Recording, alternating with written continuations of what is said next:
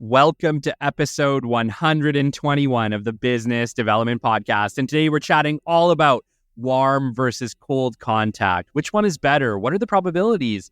Should I even bother with warm contact? Stick with us. You're going to love this episode.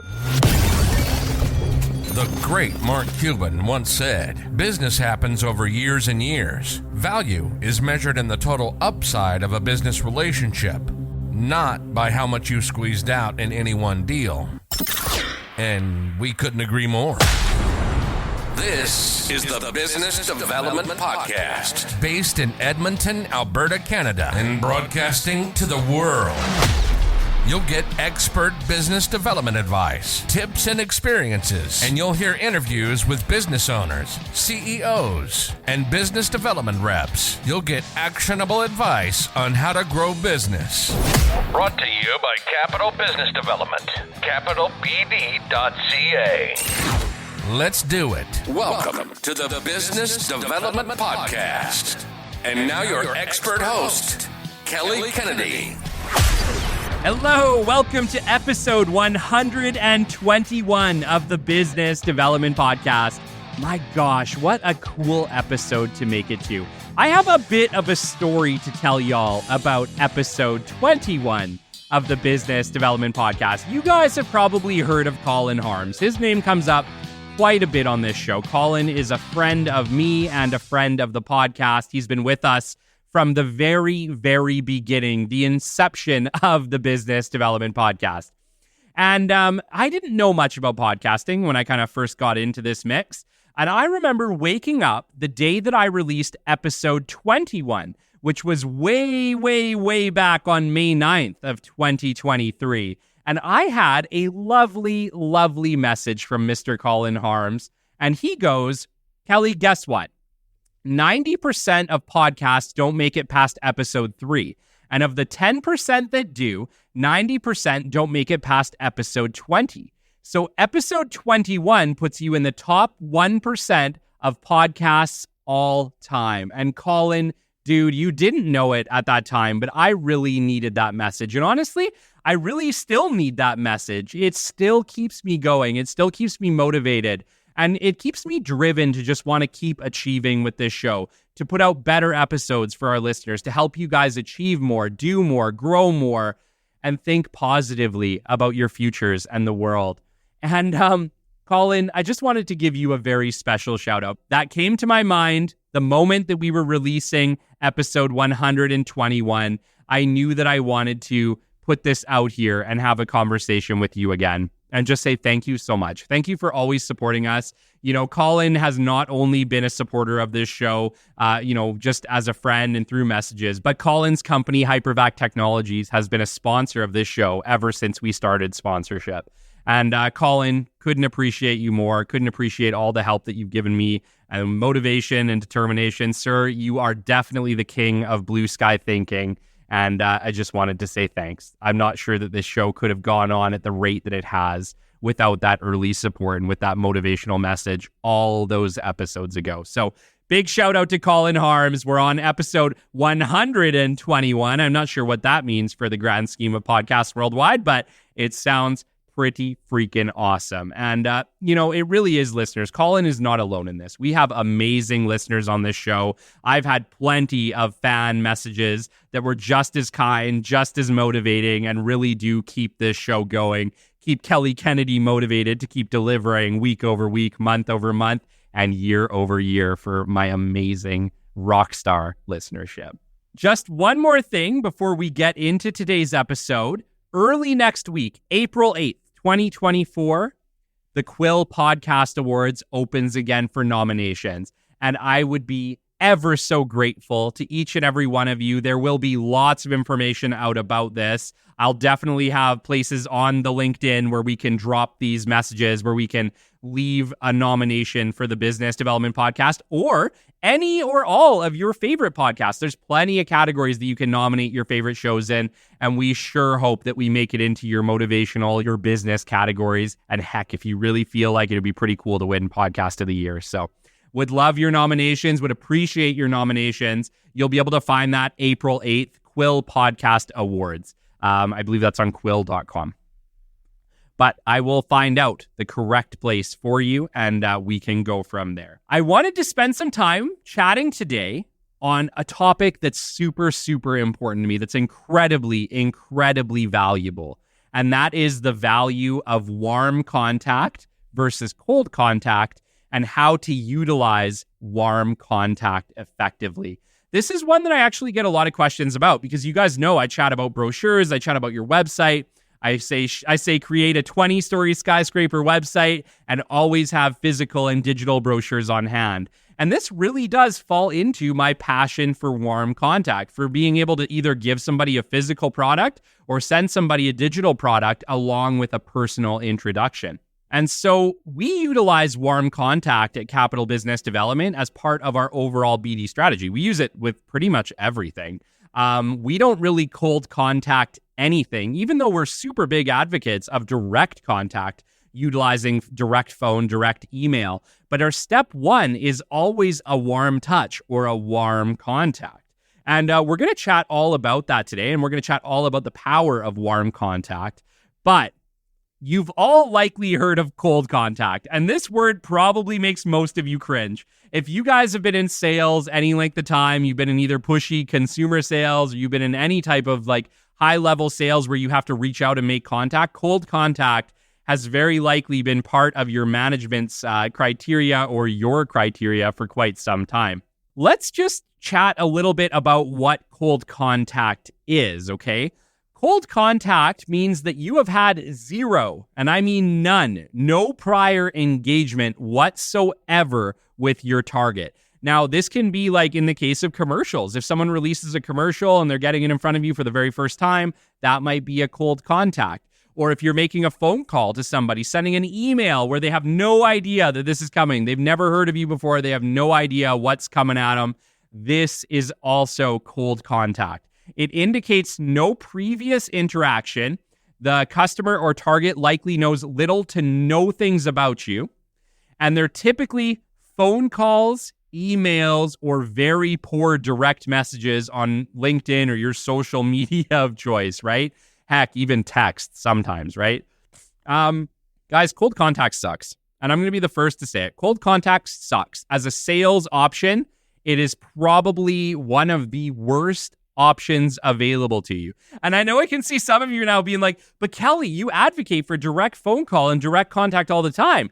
Yes, I do. However, I always like to throw in a certain touch before I do this because direct cold can go very, very poorly. The statistics for direct cold contact are super, super low. Don't quote me on this, but I believe they're somewhere around 2%. I think around 2% of cold contacts are successful, which means that if you are lucky, 2 out of 100 phone calls will lead to an interaction that could potentially close a deal. That is a horrible, horrible statistic. If that was the statistic, we would fail epically pretty much all the time because nobody would have that much time to dedicate, I suppose, unless you're part of a call agency from a different country or something. But most of us could not dedicate time to make like 100 phone calls every day to have maybe 2 go to something successful. So the problem with cold contact is it's really, really inefficient. I guess there are some upsides. The upsides might be you may get somebody when they need you, but in my mind, this is slim to none. This is very, very low.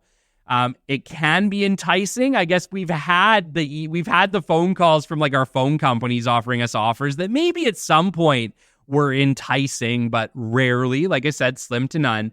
They're still utilized by many direct-to-consumer product services. So we've got the calls, right? We've got the calls from our cell phone companies, our internet providers, our furnace cleaning, those drop-by door-to-door people selling God knows what lawn services in the summertime, right?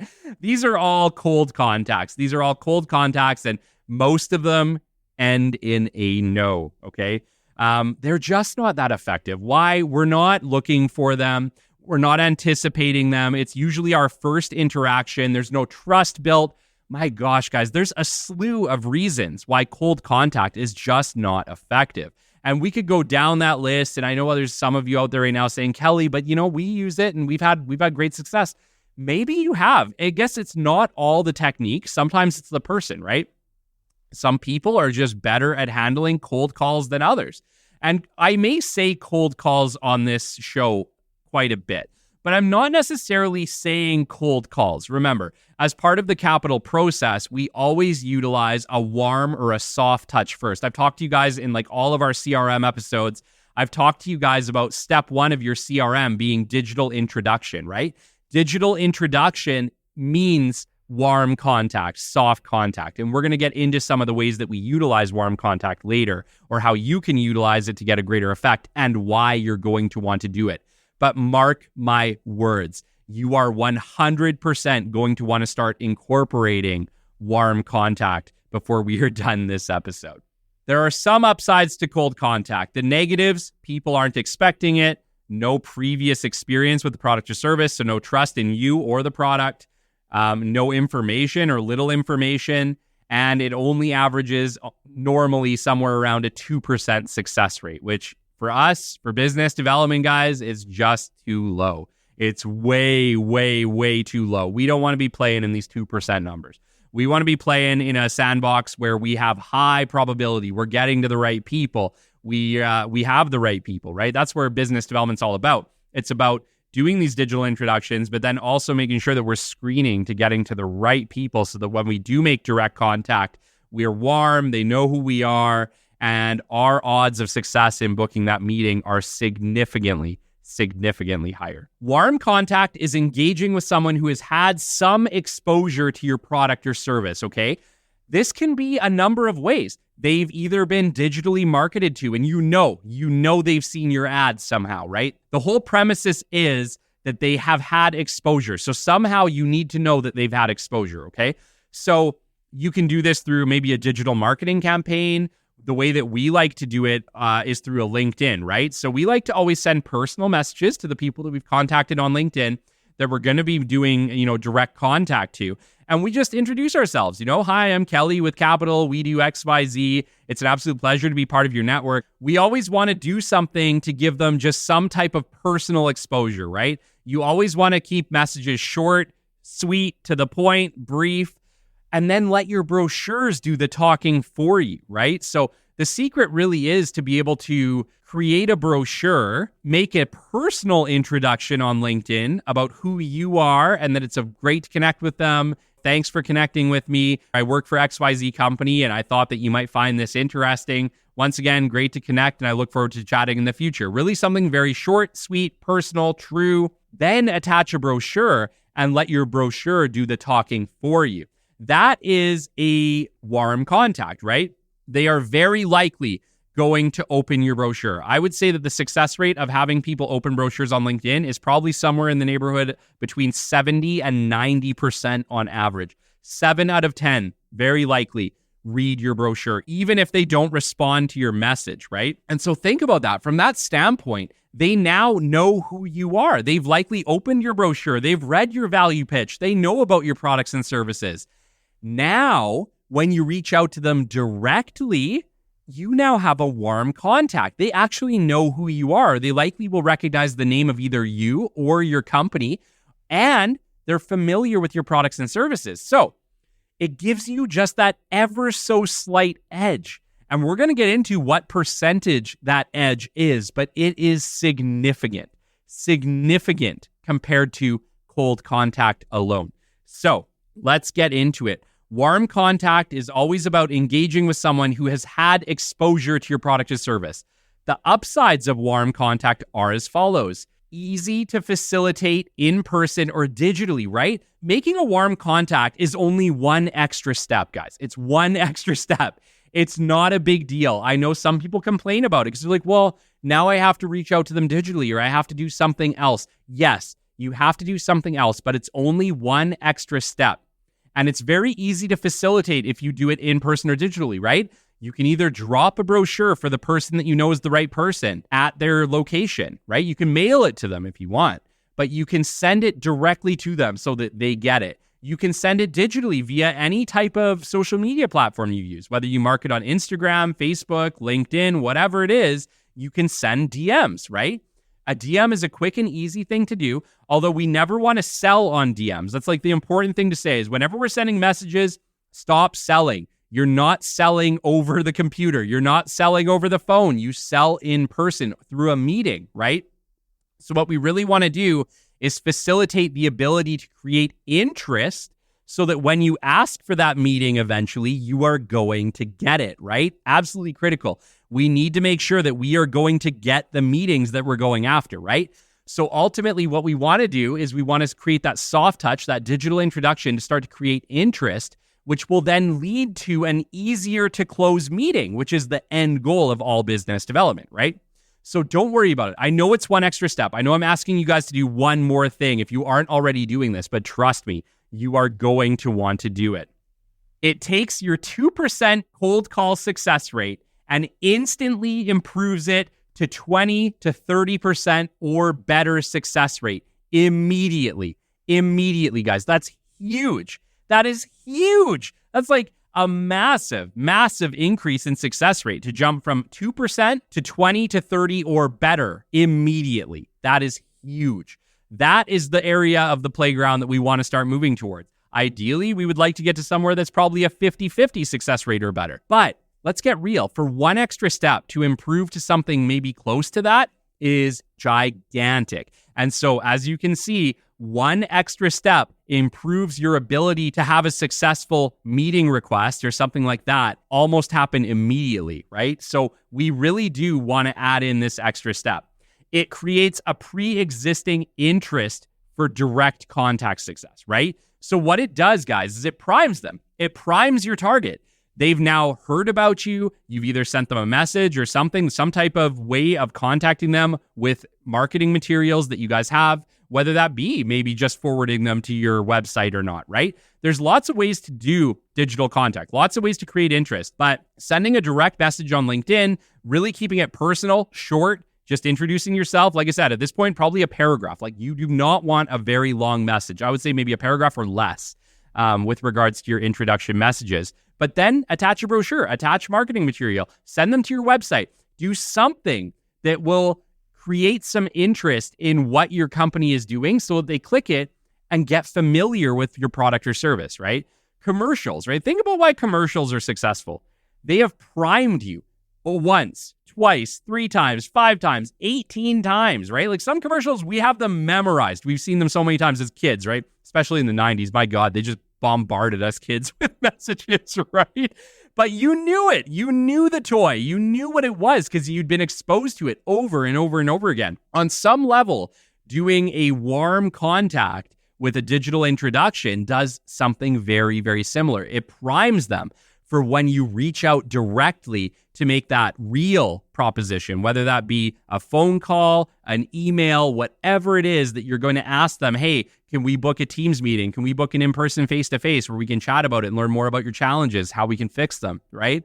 You really want to do everything to get you to that face-to-face where you can build trust, build a genuine relationship, build a genuine interaction with another person, which is what we're all craving, whether personally or in business. What we are looking for is real interaction with other humans, okay?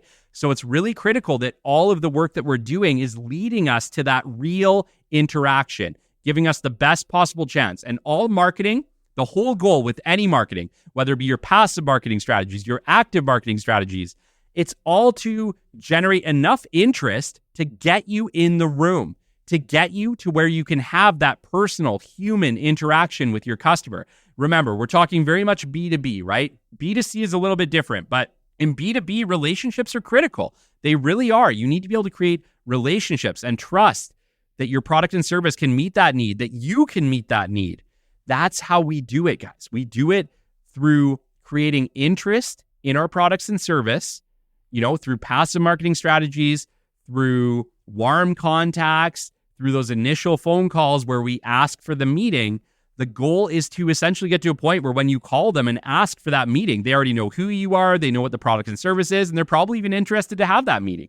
That's where we want to get. We want to make this as easy as possible to get to our end goal, which is always a face-to-face interaction with our customers, one way or another, okay? Are there any downsides of warm contact? Well, you guys know I already said, it really is. It adds one more step. But is it worth it? I think so, right? I think so. It's totally worth it 2% to 20 to 30% plus instantly, definitely worth it.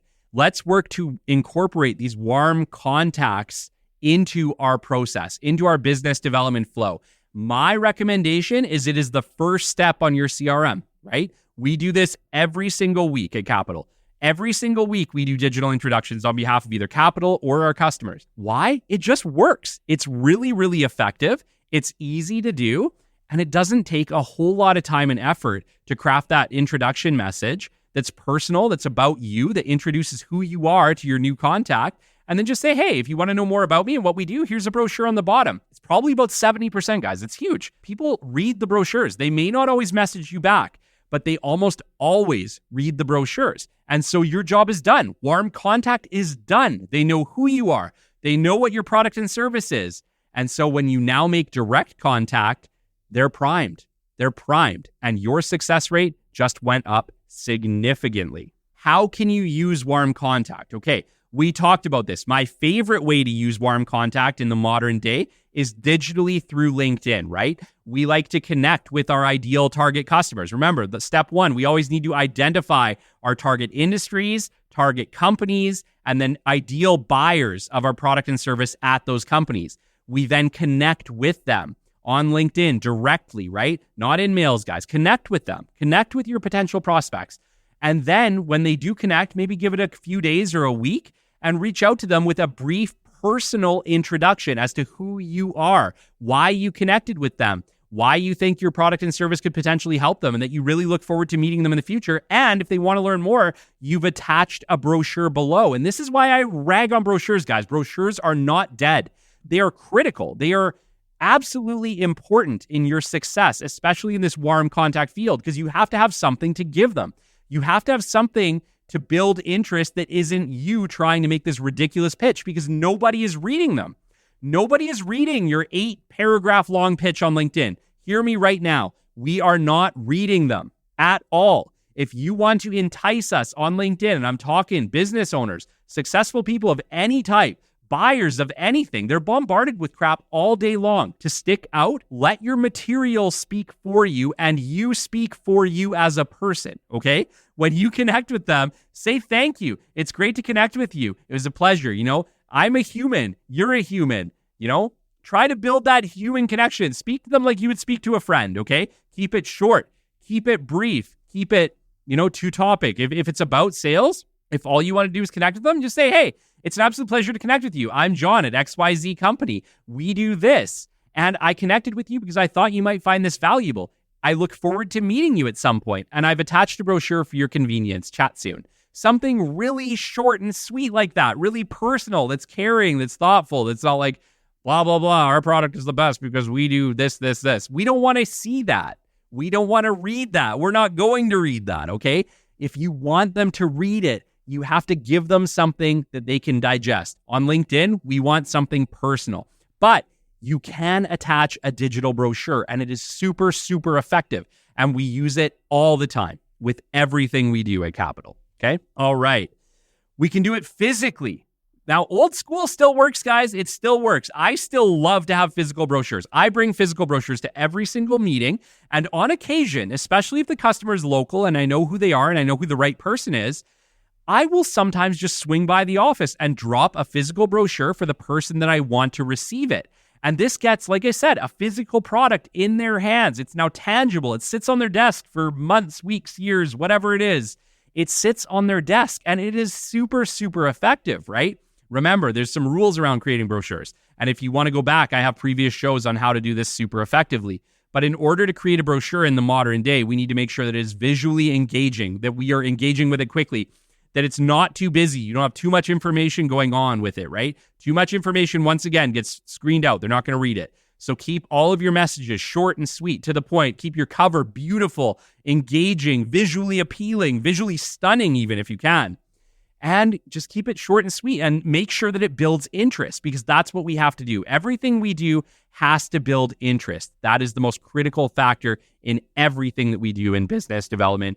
And then make sure that we're following up to get that face-to-face meeting, okay? But physical brochures, still incredibly effective, and this works as a warm contact. And then remember, guys, Make sure that all of our warm contacts, whether they be digital or physical, that we're entering them into that first stage of that CRM, what I like to call digital introduction or brochure drop. Depending on what you guys do, whether you like to do physical brochure drops or digital or mix both, have two if you'd mix both, right? Have one for digital introduction, have one for physical brochure drop. But this is always your essential stage 1 or stage 1 and 2 of your CRMs.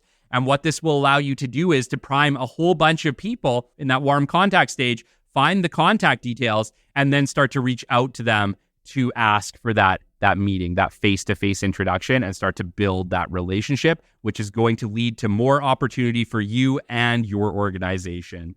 Amazing, everybody. That takes us to the end of the show today. I hope that you're all going to start utilizing these warm contact techniques and watch your success rates soar. Cold contact is just not effective, everybody, but if you add that one extra step, it makes it considerably more effective.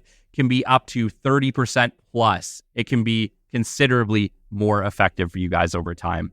Remember, everyone, we have community questions. If you guys want to leave us a community question, we'll be answering it later on in April if we have enough questions. You can leave them on our website. Head on over to www.businessdevelopmentpodcast.ca or .com. Right-hand side of the homepage, leave us a voicemail. Leave us a message, and we'll make sure that we get your question answered live. If you want to be kept anonymous, this is fine. We are now going to be defaulting to anonymous, everybody.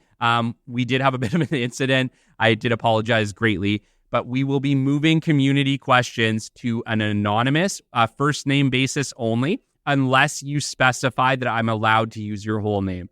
I think that's just fair. I know we have lots of executives listening, lots to lose, lots to gain. I get it. So just for reasons of I don't want to get anybody in hot water, we are going to be utilizing first name basis on all community questions moving forward, unless otherwise specified. If you leave me an email, I will definitely let you guys know when your question is going to be answered, what show it is. But if you're just in the general public, they won't be able to identify you. And I think that that's fair. I think that is how this has to go. I know there's a lot of you who have questions. You may be reluctant because you just don't want to be named.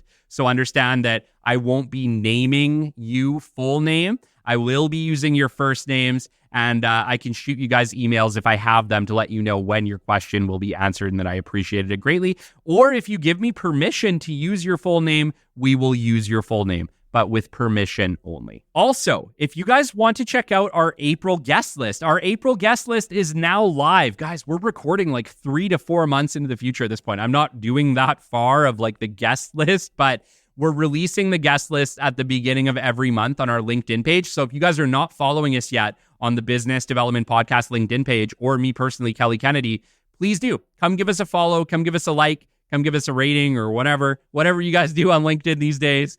And you'll be able to keep up to date with what's going on the show. That's where I do all the posts, everyone. Everything that has to do with like the BDP for the most part is on LinkedIn. So if you guys want to head on over to our LinkedIn page to figure out what's new, what's going on, who's coming on the show over the next month, you guys can do that simply by coming to our page and giving it a follow.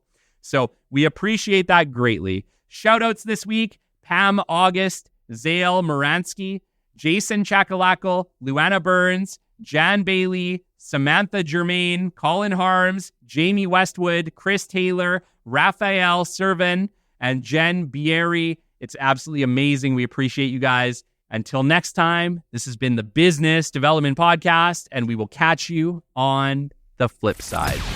This has been the Business Development Podcast with Kelly Kennedy.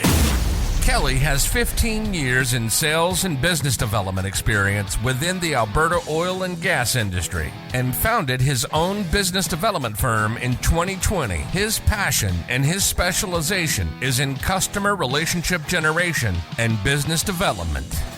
The show is brought to you by Capital Business Development, your business development specialists. For more, we invite you to the website at www.capitalbd.ca. See you next time on the Business Development Podcast.